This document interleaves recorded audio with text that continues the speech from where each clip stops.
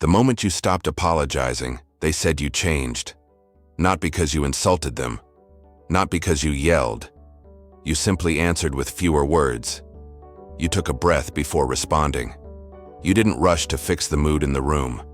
And suddenly, your calm felt like a provocation. Here is the strange truth most people never name. Peace is not passive. Peace is power, with the volume turned down. It removes the old noise that kept everyone comfortable. It stops feeding the pattern, and when the pattern is starving, it will call you names to get you back in position. So let me make you a promise before we go any deeper. By the end of this, you will know why difficult is often just a label for lost access. You will see the hidden agreements people expected you to keep, even if nobody ever said them out loud. And you will be able to run a simple inner audit that tells you, in your own body, whether you are evolving or simply building a harder shell. Because if you misunderstand what is happening, you will do the thing that costs you years. You will shrink. You will over-explain. You will return to the version of you that was easy to manage, just to stop the tension. That is not kindness. That is self-abandonment wearing a polite face. Think of your life like a system. For a long time, certain people learned how to run you. They knew which buttons to press, which guilt to activate, which silence would make you chase them, which disapproval would make you perform. Then you updated. You became incompatible with the role you used to play. And they didn't struggle with you as a person. They struggled with the version of you they could run. So why does the word difficult appear right when you start getting healthier? It starts the second you stop performing. Performing does not always mean being fake. Sometimes it means being the emotional employee of the room. You anticipate everyone's reactions. You translate your truth into softer language. You take responsibility for feelings that are not yours. You monitor the temperature like it is your job. And you do it so automatically that people confuse your self-editing for your identity. When you stop doing that, their certainty drops. And certainty is what makes insecure dynamics feel safe. If they can predict you, they can control the emotional weather. But when you become steady, when you become slower to react, the old map stops working.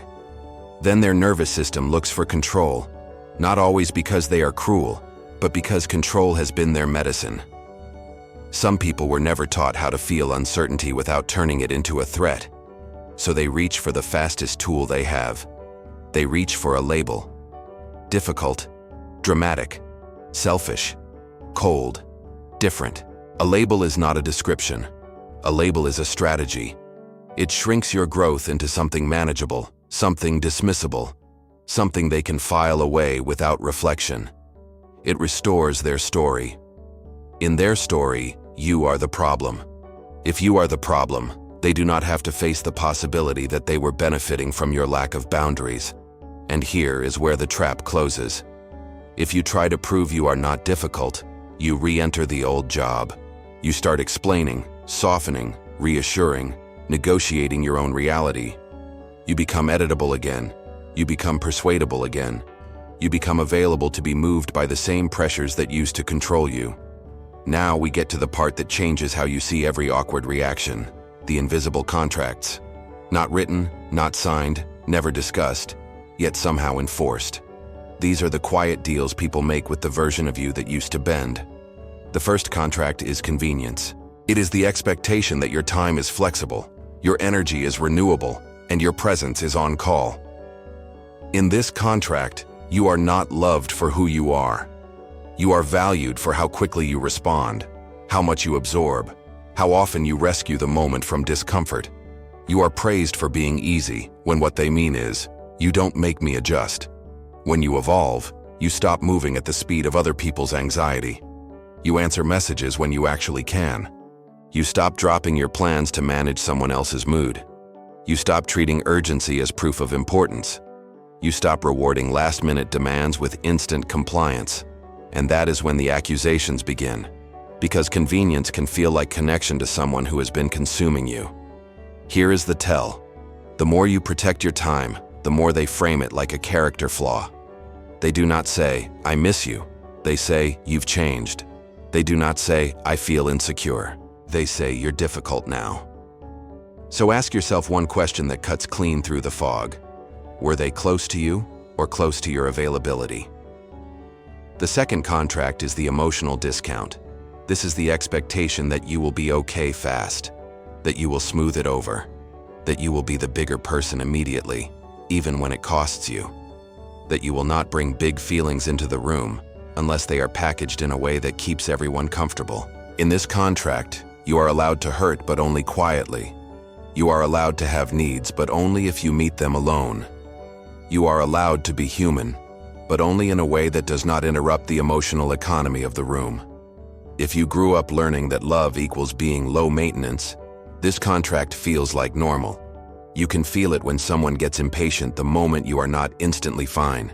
You can feel it when the room wants your pain to be brief, tidy, and inspiring. You can feel it when you start to reach for a smile just to keep the peace, even though your chest feels heavy. The emotional discount is not about healing. It is about keeping the system comfortable. When you evolve, you stop discounting your inner world. You let your feelings exist without apologizing for them. You stop trying to be fine as a performance. You stop translating your pain into a joke so nobody has to sit with it. You stop rushing to reassure someone who is uncomfortable with your honesty. And some people will get irritated by your truth, because your truth exposes the emotional shortcuts they have been using. Your calm becomes a mirror, and mirrors make avoidance uncomfortable. The third contract is permission. This one is subtle, and it is often the most controlling. It is the belief that your growth must be approved to be valid. Some people act like your boundary needs their vote. They need to understand your decision before you are allowed to make it. They need to feel comfortable with your new self before you get to live as that self. And if they cannot approve it, they punish it with confusion, sarcasm, distance, or a sudden shift in warmth. This is why they ask questions that do not sound like questions. Why are you acting like this? Who told you that? What happened to you? They are not gathering information. They are trying to renegotiate your right to change. They want the old access back, and permission is the rope they use to keep you in the waiting room of your own life. If you have lived inside this contract, you know the sensation. The moment you choose yourself, guilt rises as if self-respect were betrayal. Let me say it plainly. The people who require permission from you to respect you were never respecting you. They were managing you. And here is what most people miss. These contracts do not disappear when you evolve. They get revealed. The moment you stop paying them, the bill shows up. That bill is what I call compatibility debt.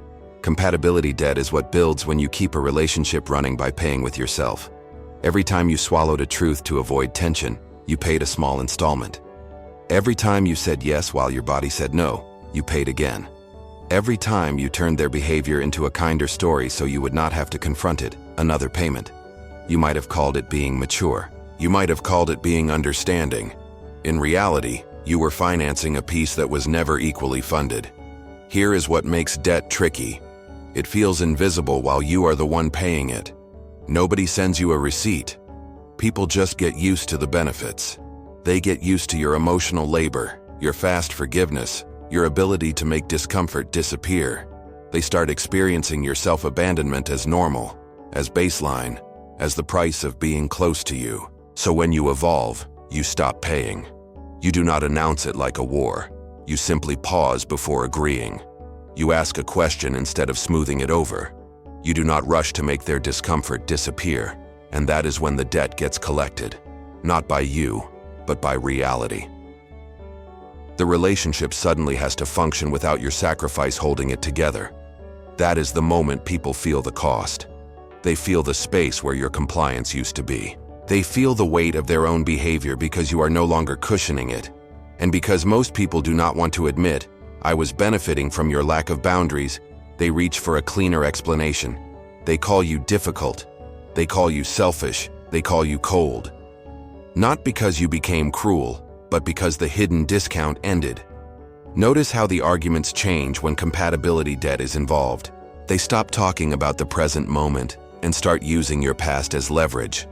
After all I've done for you, you're really going to be like this now. You used to understand me. You used to be easy. Those phrases are not about love. They are about access. They are the sound a dynamic makes when it realizes the old currency no longer works on you. You may also notice the blame shifts. Suddenly, their discomfort becomes your responsibility again. If they feel anxious, you're cold. If they feel exposed, you're judgmental. If they feel out of control, you're dramatic. This is how a system tries to make you carry what it refuses to carry, and you will feel it inside you too.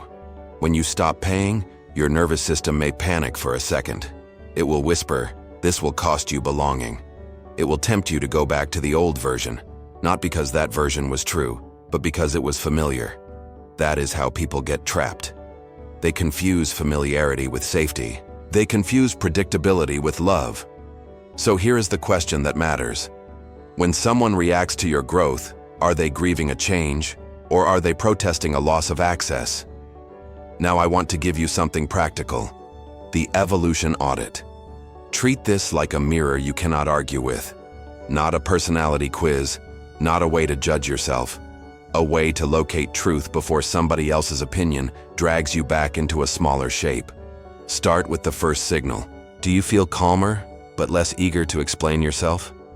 Not because you do not care, but because you finally understand that clarity does not require begging. If that is true, you are not becoming difficult.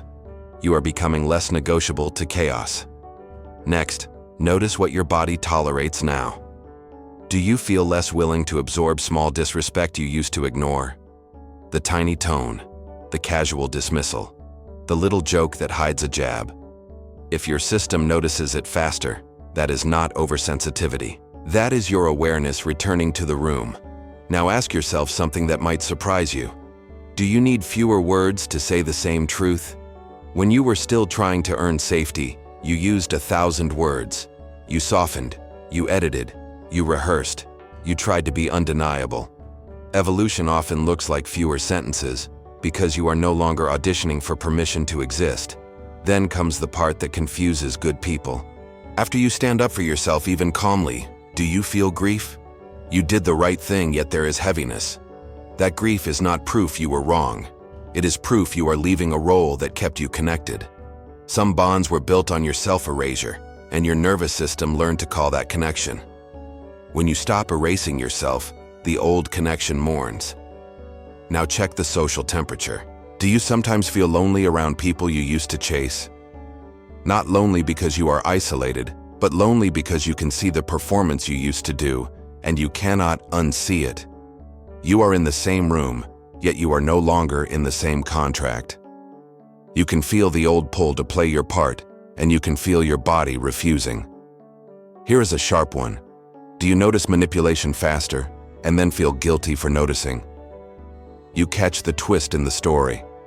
You hear the pressure hidden inside a compliment. You sense the hook behind a question. And then a softer voice says, "Maybe I'm being harsh." That guilt is the residue of old training. Evolution does not remove guilt first. It removes confusion first, and guilt tries to drag confusion back. Last question, and it is the most reliable because it comes before words. Does your body say no before your mind catches up? A tightness, a heaviness, a quiet resistance. Not panic, not rage, a simple internal stop sign. If you have that, your system is learning a new language. It is learning to protect you without needing a crisis to justify it. Now interpret what you just saw. If only a couple of these feel true, you are waking up. You are starting to notice what you used to normalize. If several feel true, you are exiting a role. You are stepping out of a pattern that once gave you belonging. If most of them feel true, you are in an identity shift. And that is where people react the most, because your old self was predictable. Your new self is not available for the same bargains. Here is the crucial distinction. Evolving is not the same as armoring. Armoring makes you colder and smaller inside. Evolving makes you clearer and more alive inside, even if it costs you comfort on the outside. So listen for this. After you set a boundary, do you feel more connected to yourself or more numb?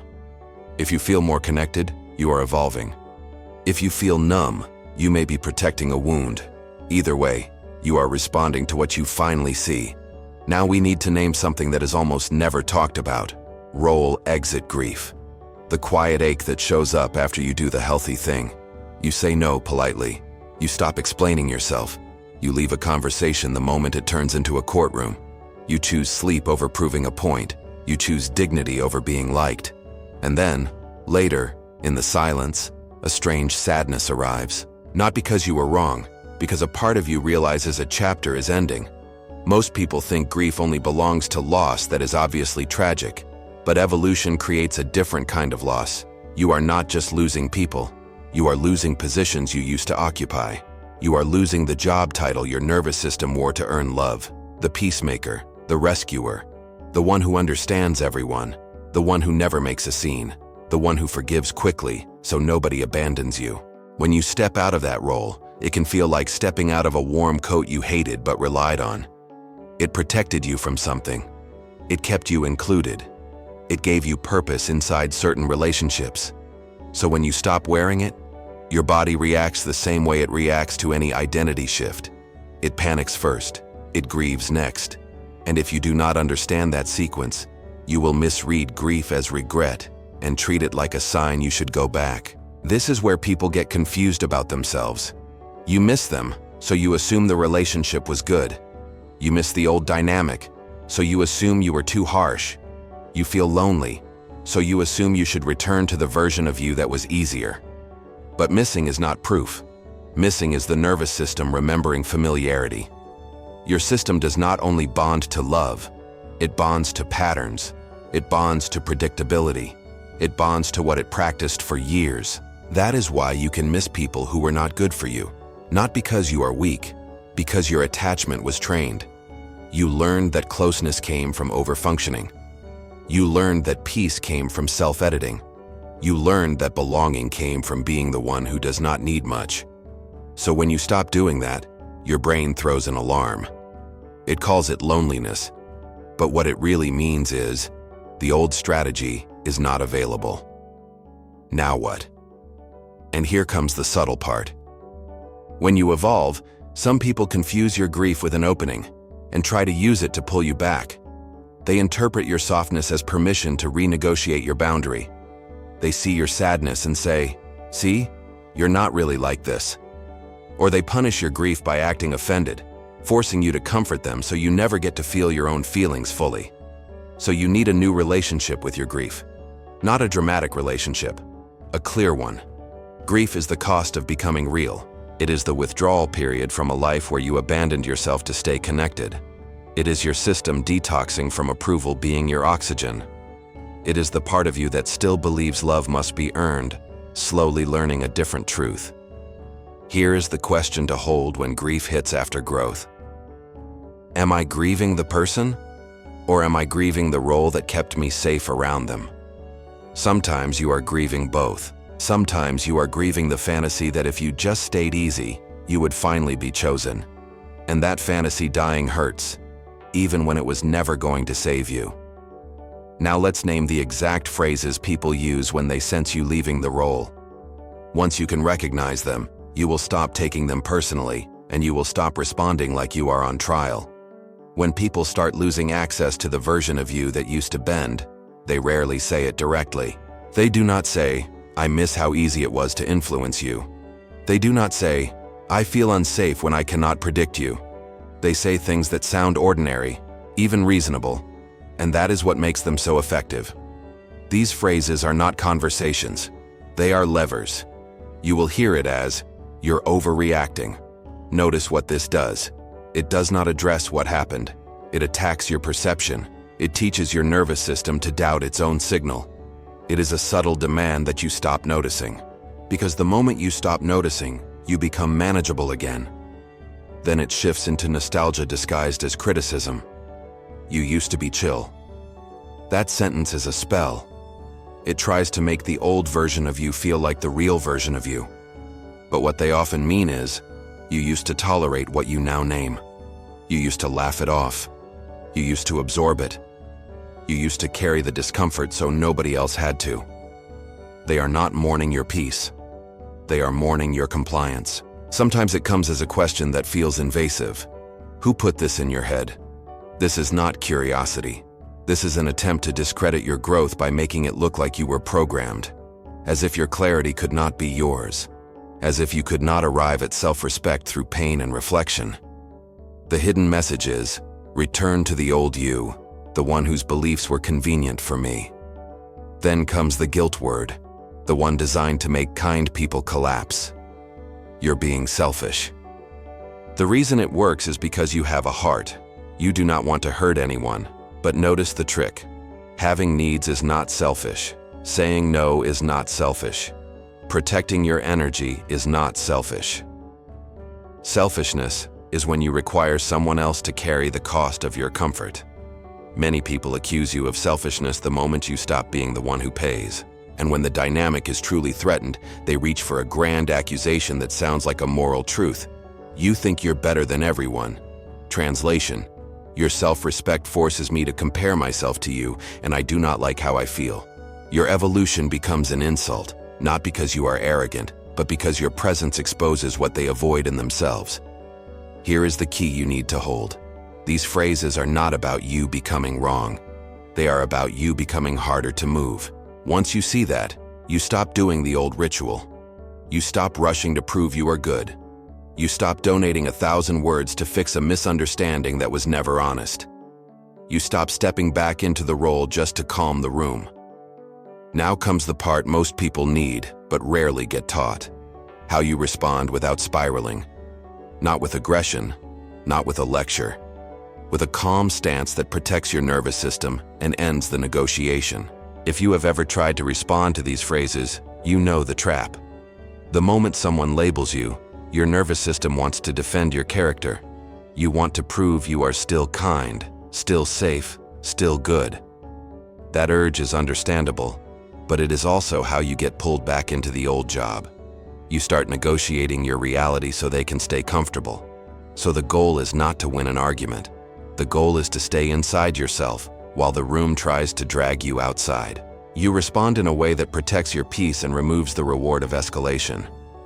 Calm becomes a boundary without needing to announce itself. Start with the soft response, the one you use with good faith people who are simply adjusting. This is for relationships that have love in them but also old habits. You do not punish them. You do not perform for them. You name the shift and keep the tone human. You can say, I'm adjusting how I show up. It's new for me too. That sentence acknowledges change without apologizing for it. It invites maturity without chasing approval. It lets a healthy person step forward. Then there is the neutral response, for moments when you do not know the intent or you sense the conversation is becoming a test. Neutral does not mean cold. Neutral means you refuse the courtroom. You stop offering your nervous system as evidence. You can say, I hear you. I'm still choosing this. Or, I understand that you feel that way. I see it differently. You do not attack their feelings, but you also do not surrender your truth. You do not enter the maze, and you do not take the bait to prove your character, your intentions, or your worth. If they push, you do not add more fuel. You repeat yourself once calmly and then you disengage. That repetition is not stubbornness. It is self-respect. People who live off your over-explaining will try to make the conversation longer so you can wear yourself out and give in. Short answers are not rude. Short answers are what it looks like when you stop negotiating with pressure. Now the firm response, for dynamics that run on control, guilt, or punishment. This is for the moments you can feel the hook behind the words. The tone might be calm, but the goal is to make you fold. In those moments, your kindness must become precise. You can say, you're allowed to feel that way. I'm not available for that pattern anymore. Or, I'm not discussing this in that tone. We can talk later if we are both calm. This is not aggression. This is clarity. It is the adult part of you refusing to bargain with disrespect. Here is the deepest rule behind all three responses. Do not argue with the label. The label is bait. If you debate whether you are difficult, you have already entered their frame. Instead, respond to the pattern. Respond to the behavior. Respond to the reality of what you will and will not participate in. And if you feel the old panic rising, the need to over-explain, do one small thing that changes the whole moment. Slow down. Let there be a pause. Not a dramatic pause, a grounded one. The pause is where your new self lives. The old self spoke fast to prevent abandonment. The evolving self speaks slowly because it no longer negotiates its right to exist. And after you disengage, do not punish yourself for the discomfort that follows.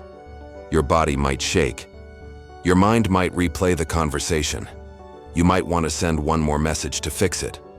That is the old training trying to restore the familiar. Instead, do the simplest aftercare you can.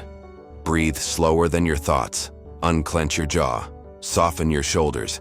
And remind yourself that you are allowed to disappoint people who were only comfortable when you were small. The goal is not to be perfectly calm. The goal is to stay loyal to yourself, even while your system is adjusting. You might notice something after you respond this way. Some people will suddenly become reasonable. Those are the ones who were triggered but capable of growth. Others will get sharper, more offended, more theatrical. That is not a sign you did it wrong. That is a sign the old tools are not working. Now we get to the proof, the one that cuts through the self-doubt when the room tries to make you feel guilty for having standards. Difficulty is often the name people give to someone who stopped abandoning themselves. When you were in the old role, you were easy to be around because you did half the work of the relationship alone. You made yourself readable. You made yourself adjustable. You minimized your needs so nobody had to adapt. You forgave quickly so nobody had to feel accountable. You softened your boundaries into hints so nobody had to feel confronted. You carried the awkwardness so the room could stay nice. You might have called it being low maintenance, being spiritual, being above drama. Underneath it was the fear that if you became too real, you would become too costly, and then you would be left. Evolution changes that. Evolution does not make you louder. It makes you honest. It makes you present. It makes you aligned. And alignment is uncomfortable to people who rely on your misalignment to feel safe. Your clarity creates a new reality in the room. Some people call that reality difficult because it requires them to participate, not just receive. Watch how your presence changes when you evolve. You stop rushing to be understood. You stop proving your intentions to people who refuse to see them. You stop treating every misunderstanding as an emergency. You start asking yourself a question that almost nobody asks, yet it determines your whole life. Do I feel respected here? Or do I feel managed here? That question is not paranoia. It is discernment. And discernment is the beginning of adulthood. The old self asks, how do I keep them from leaving? The evolving self asks, what does it cost me to keep them? This is the part where many people mistake growth for coldness. Your old self chased closeness. Your new self chooses connection. Connection is not just proximity. It is mutual responsibility. It is emotional honesty. It is the willingness to adapt when someone grows. The right people do not demand the old version back. They update with you. They might need time. They might stumble. But they do not punish you for becoming real. So here is your test. When you grow, do they get curious or do they get controlling? Do they ask, what changed for you? Or do they ask, who told you to act like this? Do they say, I'm adjusting, help me understand? Or do they say, you're being selfish? Curiosity is a sign of love. Control is a sign of attachment. If you have been labeled difficult your whole life, there is a chance you were simply the first person in your environment to refuse the emotional roles everyone else accepted. You were the first to notice the pattern, the first to name it, the first to stop laughing when the joke was actually a wound. In families like that, awareness is disruptive. In friend groups like that, standards are threatening. In relationships like that, self-respect is interpreted as rejection, and this is where the spiritual becomes practical. Your evolution is not a performance. It is a nervous system learning safety. It is a mind learning to stop bargaining with pain. It is you deciding that love does not require you to disappear. So we end with the only ending that matches the message. If your growth cost you access, let it. Your nervous system knows the truth. There is a moment in every evolution where you realize something that cannot be unknown again. You are not difficult. You are becoming someone who cannot be controlled by confusion anymore. And people who benefited from your confusion will call your clarity a problem. So when the labels come, do not argue with them. Do not pay with your peace to buy someone else's comfort. Do not return to the old version of you just to stop the tension. Let the room be uncomfortable. Let the silence be honest. Let the consequence teach what your explanations never could. Also remember this: explanations are a privilege, not a requirement. Healthy people use your explanation to understand you. Controlling people use your explanation to debate you. So discern quickly. If the response to your boundary is curiosity, explain. If the response is accusation, shorten your words. If the response is punishment, exit. Leaving is not dramatic. Leaving is sometimes the only language a dynamic understands. You are not obligated to keep talking just because someone is demanding more access to you. Because the deepest betrayal is not someone misunderstanding you. The deepest betrayal is you abandoning yourself to be understood. You will feel the temptation to go back, especially on quiet nights. Especially after you set a boundary and the world feels colder for a moment. Remember what that is. That is role exit grief. That is compatibility debt being collected. That is your system detoxing from a life where love was earned by being easy. And here is the part that changes your future. When you stop begging for permission to evolve, you create space for the right kind of connection. Not the connection that feeds on your self-erasure, but the connection that respects your wholeness. The kind where you can breathe. The kind where you do not have to perform safety. The kind where your growth is not treated like betrayal. So take this as your identity now, not as a slogan but as a vow. I will not shrink to be chosen. I will not over-explain to be tolerated. I will not betray my body's truth to keep a pattern alive.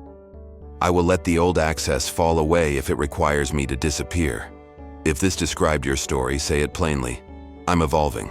And if you want what comes next, let it be this: learning how to rebuild relationships after a role exit without returning to your old self and without turning boundaries into punishment.